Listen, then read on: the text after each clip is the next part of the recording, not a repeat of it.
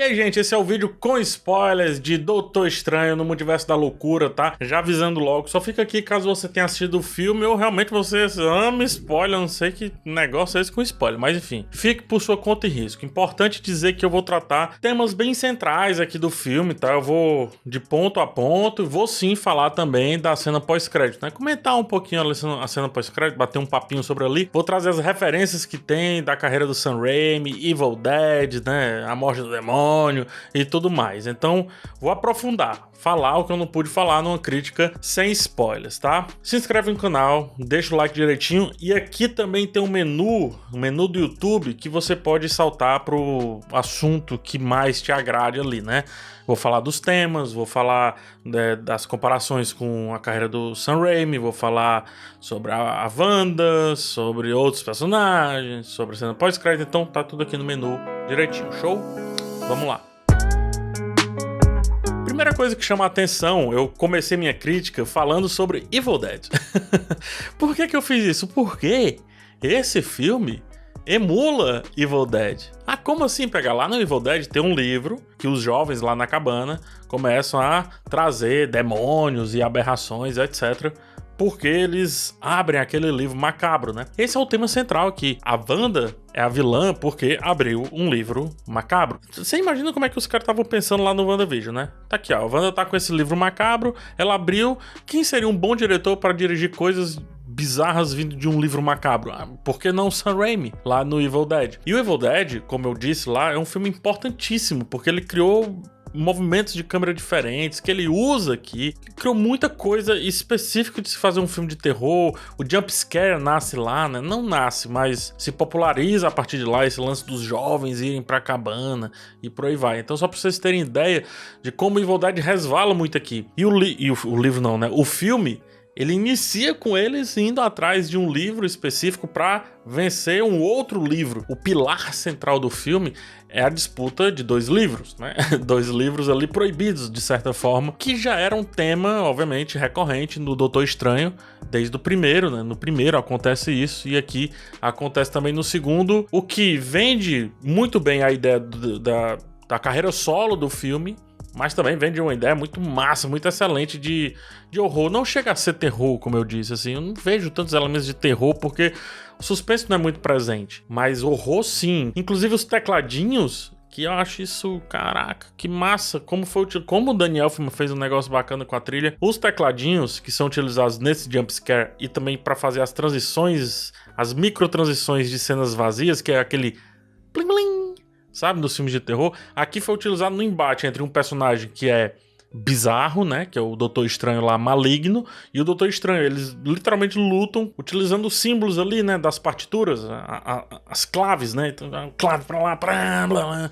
Cara, muito legal, muito legal. Ainda na questão do que o Sam Raimi entregou, eu acho que ele fez um filme dele pra ele, e por coincidência utilizando o Doutor Estranho. Ele utiliza cadáver possuído, né? Só que esse cadáver possuído acaba referenciando Marvel Zombies, que é lá os quadrinhos de zumbi ali dos personagens da Marvel, que também aparece lá na série E.C., a série What If. Então olha só que interessante, porque ele tá fazendo um filme que satisfaz muito a autoralidade dele, ou seja, a autenticidade dele, do Sam Raimi, mas tá entregando referências só pra galera de quadrinho e que às vezes, assim, que tem que aprofundar muito nos quadrinhos.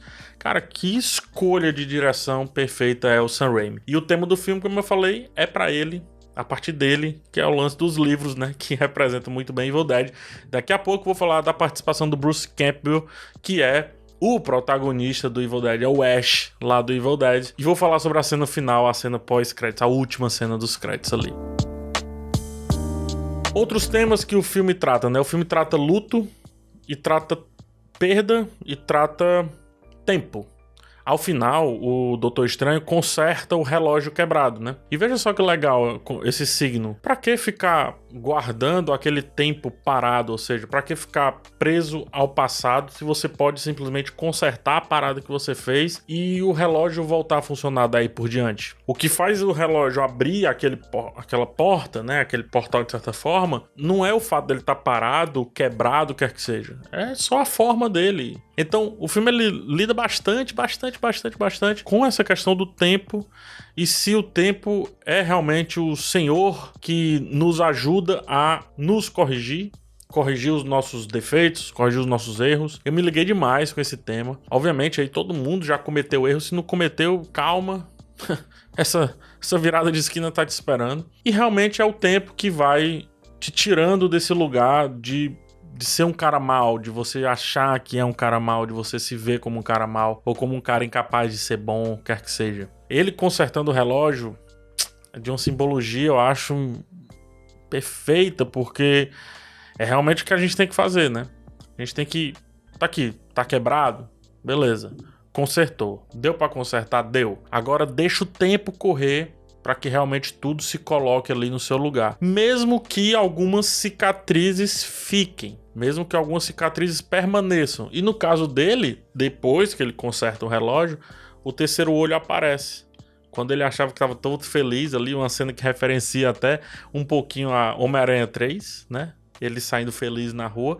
Só que quando a gente pensa que vai ter uma parada Raindrops Keep Falling on My Head, corta, macabro de novo e aparece o terceiro olho. E a gente fica, uau, tá, o que é que vai acontecer daqui pra frente? A pergunta que é feita mais de uma vez, que é você é feliz, é o outro tema e um tema central também, que é essa questão da satisfação, né? A gente nunca tá satisfeito, a gente liga muito felicidade à satisfação. Tem um livro acho que é do Cortella, se eu não me engano, que fala sobre felicidade e que fala que não existe a felicidade, existem momentos felizes. Por que isso? Porque realmente não existe uma felicidade 100%. Então, você está feliz? Nesse momento talvez não, mas quer dizer que eu não seja feliz? Não sei. Será que a questão não é mais satisfação? Então você está satisfeito? Sim, mas geralmente os seres humanos não. Então por isso que a gente sempre está procurando mais e mais, que a questão da Wanda, ela não estava satisfeita, ela queria mais e mais e mais. O Stephen Strange, o Doutor Estranho, que a gente vai ver provavelmente daqui para frente, não está satisfeito, ele vai querer ela, ele vai querer mais, ele vai querer outras coisas, ele vai querer mais poder e por aí vai. Então esses são os temas que alicerçam aqui esse segundo filme do Doutor Estranho. Participações especiais acontecem no filme, né? Todo filme evento agora tem que ter as participações especiais. A princípio eu não gosto tanto, mas aqui eu gostei porque não foi um atalho, faz parte da narrativa central, faz parte inclusive do despertar dos poderes da América Chaves e também de uma pergunta muito importante que conecta com um dos temas centrais aqui, né? Se você fez merda, realmente essa merda é reversível? O Dr. Xavier, Professor Xavier, porque tô no Doutor Estranho, né? O Professor Xavier acha que sim, acha que esse Doutor Estranho é diferente. Ele entrou na cabeça do cara. Ah, não entrou. Entrou na cabeça do cara. Ele leu a mente do cara. Ele acha que esse Doutor Estranho é diferente. Então, o Professor Xavier, que não pode ver uma ruiva, porque morre, né? Viu a ruiva, morreu. Vai dar ruim. O Professor Xavier estiver andando, vê uma ruiva, desvia, vai embora. Mas, enfim, voltando aqui ao assunto um pouco mais sério. O que o Professor Xavier indica é que, sim, aquele Doutor Estranho é diferente, mas ele, Doutor Estranho em si, ele também sabe que é muito similar aos outros e que vai invariavelmente seguir um caminho parecido com os outros. A questão é o que ele vai fazer dentro desse caminho, que isso aí ele vai ter que descobrir.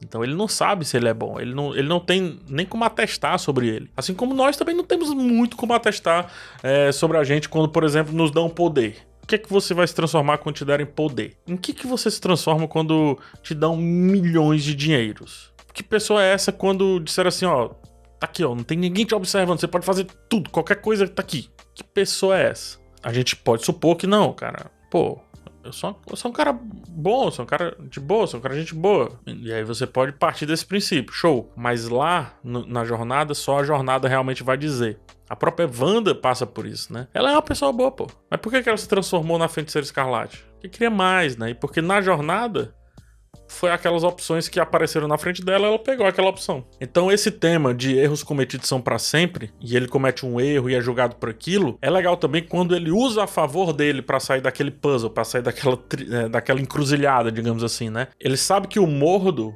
tinha inveja dele na outra realidade. Então ele sugere que esse Mordo também tem inveja dele. Ou seja, sim, nós somos parecidos em essência. Só algumas nuances é que são diferentes, dado aí o que aconteceu nessa cena aí das participações especiais dos Illuminati, né? E sendo bem pragmático assim, o Reed Richards vai ser o John Krasinski, eu adorei, mas eu não sei se vai ser ele que vai ficar, porque acho que eles vão fazer um quarteto mais jovem, mas se for um quarteto um pouco mais experiente, digamos assim, poxa, o Reed Richards como o John Krasinski como Reed Richards...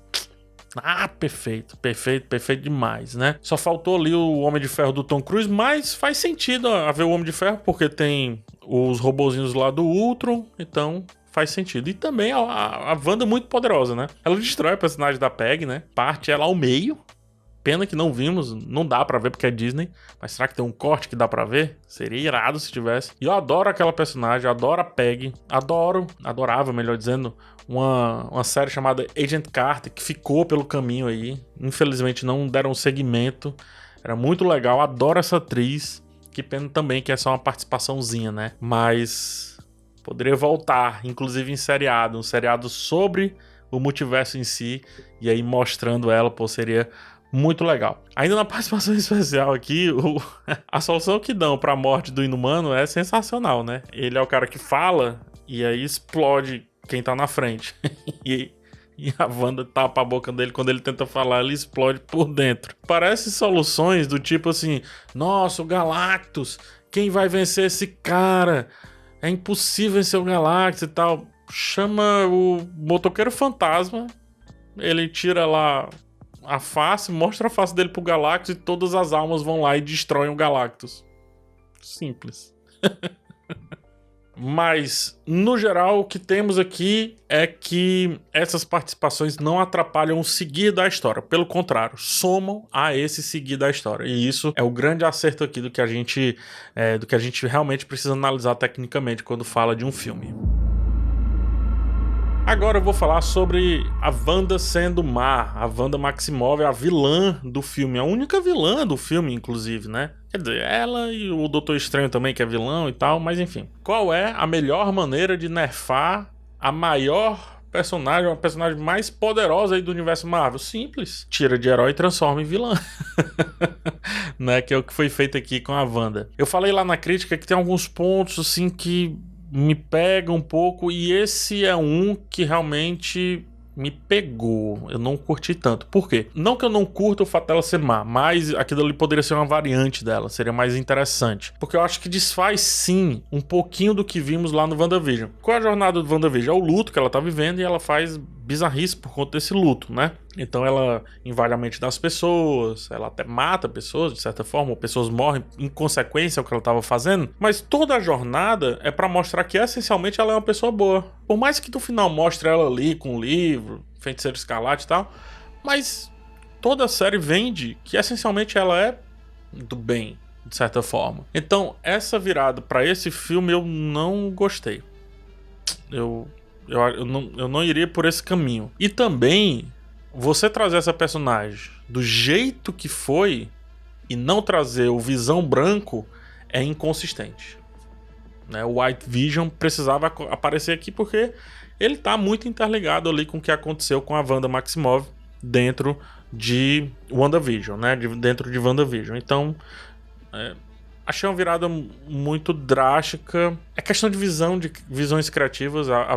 O final de WandaVision permite os dois caminhos tranquilamente, permite, mas a minha visão criativa não levaria ela para essa vilania tão exagerada, tão escrachada, né? Por outro lado, essa vilania faz a Elizabeth Olsen entregar muito, né? Ela, assim, eu não vejo que é mais do que ela entregou lá no WandaVision. Ela entrega lá personagens diferentes, em épocas diferentes, passa por comédia, passa por romance, passa por drama, passa por desespero, passa até um pouquinho pelo terror lá mesmo. Tem aquela cena da cidade toda dominada, uma parada meio de invasão de corpos e tudo. Passa por tudo isso e ela entrega muito bem lá. Aqui, o mais legal é a variação dos trejeitos rapidamente ali em cena. E às vezes na mesma cena. E o pesar que ela segura aqui no canto da boca, do tipo, cara, eu tô pegando leve. Escuta o que eu tô falando, eu tô pegando leve. Esse pesar dela, muito legal mesmo. E também tem a versão zumbi dela, né? A versão zumbi faz aí mais uma referência ao Marvel Zombies, né?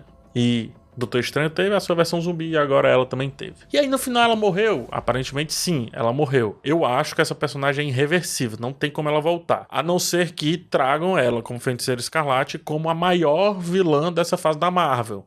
Porque ela tem sim potencial para ser uma vilã tão complexa quanto o Thanos. E seria mais legal ainda porque tem toda a complexidade da transformação dela até chegar na Feiticeira Escarlate.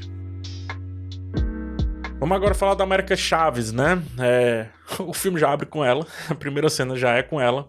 A personagem não diz oi e já cativa pra mim, um personagem muito cativante. Eles falando espanhol logo no começo ali é muito legal. Um porém aqui, tem que ter cuidado, a Marvel aí com esse recurso do portal do multiverso. Isso pode ser uma fuga, literalmente, para muitas histórias e pode fazer essas histórias serem muito convenientes. E, ao mesmo tempo, tudo pode ser resolvido com isso. E o que não for resolvido com isso vai gerar a pergunta, tá, não era só a América Chaves aparecer, abrir o portal, tirar a galera e pronto.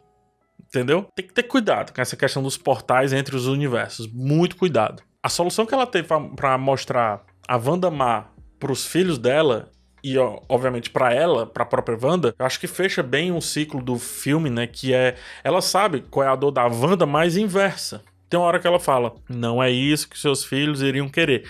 Por que ela fala isso? Porque ela perdeu a mãe. Então ela entende do traçado de perder, só que do outro ponto de vista. Porque ela, a Wanda, perdeu os filhos. Elas se complementam. Elas se sobrepõem. Ela perdeu as mães e a Wanda perdeu os filhos. Ela tá em busca das mães e a Wanda dos filhos. Entendeu como as histórias se fecham perfeitamente? Por isso que eu falei lá na crítica que todos têm histórias espelhadas. O Stephen Strange perdeu a sua vida anterior, né? Consequentemente, o amor da sua vida. Todos estão lidando ali com a questão de perda, quer queira, quer não. Agora, o mais legal da América Chaves é que não é só o lance dela abrir os multiversos, mas é o entendimento, a inteligência que ela tem em utilizar o multiverso. Quando ela fala o lance da pizza, da faixa de pedestre, como você tem que se portar num novo universo, cara, isso é ouro demais. E é onde coloca a personagem no centro dessa questão do multiverso e toda a sua utilidade para com a aparição desse recurso em outros filmes, séries ou quer que seja. Isso é muito, muito ouro. Vale demais. Eu diria que tirando esse negócio de poderzinho, a inteligência dela para com as particularidades do multiverso são bem mais úteis do que qualquer coisa que ela apresentou ali no filme. Bem mais úteis. Aquela perguntinha, é realmente importante assistir os outros materiais? Eu penso que sim, que é muito importante assistir o WandaVision, mas não tão importante assistir o What If. Mesmo aqueles episódios ali do Doutor Estranho Supremo, Doutor Estranho Maligno, eu acho que não é essencial. O filme ele se resolve muito bem com relação a isso. Dá pra assistir sozinho sem ter assistido os outros filmes? Aí não faz tanto sentido, né? Mas precisa de WandaVision pra você entender a jornada dessa Wanda e sentir o pesar dela. Sem isso fica estranho. Mas o What If não, cara. O What If não, ele é bem resolvido com isso. Fica um pouco mais legal, mas não é essencial. O filme resolve isso, explica direitinho. A gente sabe que aquela é outra versão do Doutor Estranho, que se apossou do livro. Nem tem a questão do Doutor Estranho que lida com os monstros e tudo, então eu acho que não precisa assistir o What If, na boa. Mas o WandaVision é muito importante, porque é citado literalmente, mais do que citado literalmente. Gostar ou não gostar da vilania da Wanda, passa por WandaVision. Necessariamente passa por WandaVision. E entender o seu novo luto, porque ela perdeu visão de novo. De novo ela perdeu visão. E ela perdeu os 2 filhos, que ela criou. Então, perder tudo isso faz sim com que ela fique um pouco torpe das ideias e por isso aceite as opções mais simples e mais drásticas também. Falando sobre as cenas pós-créditos, né? Primeiro aquele velho explicadinho, né? A primeira cena pós-créditos, quem é ela? É a Clea, vivida pela Charlize Theron. Nos quadrinhos, ela é uma personagem, é uma maga na real, vinda da dimensão negra e ela é sobrinha do Dormammu. O Dormammu é o cara que o Doutor Estranho enfrenta lá no primeiro filme. O mais legal da Clea, primeiro que é vivida pela Charlize Theron, já é show, né? A nossa atômica, mas o mais legal dela não é nem isso não, é que ela pode suplantar esse apreço, esse apego, essa obsessão do Stephen Strange para com a Christine Palmer. Por quê? Nos quadrinhos, pelo menos, eles têm um caso. Ele meio que tem um esqueminha ali com a Clea, né? O que significa que nas continuações a gente vai ver os dois, talvez, se relacionando ali em um romance. Essa cena pós-crédito se liga, obviamente, com o final do filme, porque no final parece uma coisa bizarra o lance do terceiro olho. Nossa, ele é o Doutor Estranho bizarro. Mas a cena pós-crédito, não, ele já tá convivendo com essa questão do terceiro olho e é como se ele tivesse, a partir dali, uma nova atuação com aquele terceiro olho. Nos quadrinhos tem várias motivações para aquele terceiro olho. Tem uma motivação bizarra, tem uma motivação maligna, tem uma motivação mais comum do tipo, não, ele tem e usa de vez em quando ali, quando precisar, principalmente quando tá nessas dimensões mais complexas, né? No caso aqui, ele tá indo para a dimensão negra com a Clea e por isso que ele ativa lá o terceiro olho, que o deixa assim mais poderoso. Por que esse terceiro olho? Aí, dois caminhos que podem acontecer. Primeiro, ele pode ter herdado do livro, né, do Darkhold lá do Doutor Estranho Maligno. No Orif, salvo engano, o Doutor Estranho Maligno mexe no livro negro, né, no Darkhold. Ele mexe. Então, o Doutor Estranho pode ter herdado e foi uma forma também do Doutor Estranho Maligno perpetuar. Ou o caminho mais tranquilo. Qual é o caminho mais tranquilo? Não, ele sim tá traçando o caminho ali do Doutor Estranho Maligno, mas não necessariamente ele vai levar aquela realidade pra bizarrice, que é a realidade lá do Doutor Estranho Maligno. Vai corroborar com o Xavier, com o professor Xavier, mas também vai corroborar com o Mordo, né? O Barão Mordo, que acha que ele não tem salvação nenhuma, que não tem esquema. E tem a segunda e última cena pós-crédito, a melhor cena pós-crédito do universo Marvel, eu diria. Tô brincando. Essa cena é muito legal porque quebra a quarta parede, acontece sim em alguns filmes do Sam Raimi, mas ali quem tá em questão é o Bruce Campbell, né? Que é o protagonista do Evil Dead. E o lance dele tá com a mão sendo controlada, porque acontece isso no filme, tanto que ele corta a mão. Ele perde a mão e no lugar da mão ele coloca uma motosserra. Então ele fica aquele tempo todo ali com a mão sendo controlada e batendo nele mesmo. É a referência a esse fato da mão ser um elemento muito presente na questão do Evil Dead. Ou seja, só para afirmar realmente que o Sam Raimi tava fazendo um filme dele para ele mesmo, apesar do Doutor Estranho, apesar da Marvel, esse negócio todo. Achei muito legal, eu me diverti. E quando ele olha pra gente, quebra a quarta parede, achei bem interessante também. Tá aí. As duas cenas pós-créditos comentadas, tudo comentado. Comentei o máximo que eu pude aqui. E você comenta aqui embaixo, traz questões sobre o filme, vamos conversar nos comentários. Quem sabe eu trago até outro vídeo respondendo esses comentários. Acho que seria bem dinâmico, acho que seria bem legal da minha parte. O que é que vocês acham? Comenta aqui. É isso. Te vejo no próximo vídeo. Forte abraço em vocês. Espero que vocês tenham gostado aqui do com e do sem spoilers. Dá uma olhada no sem spoilers, porque tem a parte técnica lá que eu falo bastante. Então, dá uma olhada nos dois. E espero que vocês tenham gostado demais aqui dessa cobertura de Doutor Estranho 2 do Multiverso da Loucura. Forte abraço e tchau.